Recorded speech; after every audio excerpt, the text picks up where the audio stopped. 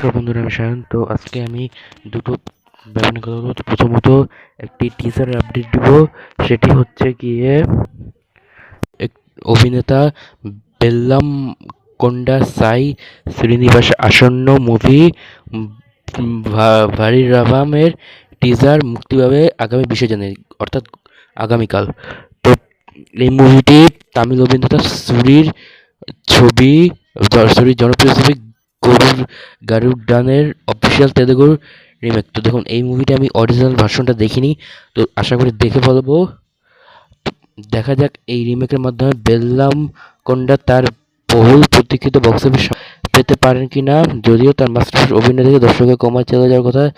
বেল্লাম কোন্ডা যত দেখেছি যে তার অভিনয় সেরকমভাবে কোনোদিন প্রশংসিত হয়নি, আর আমার কাছে তার অভিনয় কোনোদিন আমারটা ভালো লাগেনি। কিন্তু এখন দেখা যাক এই মুভিটির রিমেক কেমন হয়। আমি অরিজিনালটা দেখিনি, তাই আমি এখনও কিছু কমেন্ট করতে পারবো না। অরিজিনালটা দেখে আমি বলবো।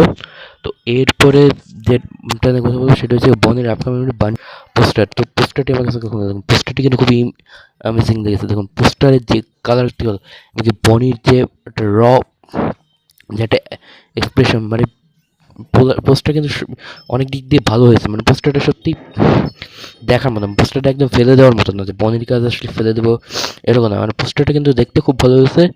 এটা আগামী পুজো আসছে। তো দেখুন, এখন সবসময় পুজো আসে, পুজোর মধ্যে কারণ পুজো একটা ভালো ফেস্টিভ্যাল, ওই সময় মুভিগুলো চলে। তো আমিও কাজটা নিয়ে খুব এক্সাইটেড রয়েছে। দেখুন বনিকে কিন্তু ভালোই অ্যাকশন হিরো হিসেবে খুব ভালো লাগে আমার। তো বনির মধ্যে যে ব্রুটাল অভিনয়, মানে এরকম অভিনয় কিন্তু বরবাদ সিনেমাতে দেখেছি, তার অভিনয় কিন্তু সেই ছিল। কিন্তু তারপরে ইমেজ খারাপ হয়েছে, কিন্তু বনি কিন্তু এতে ভালো অভিনয়। তো কাজটা নিয়ে আমি অবশ্যই এক্সাইটেড রয়েছি।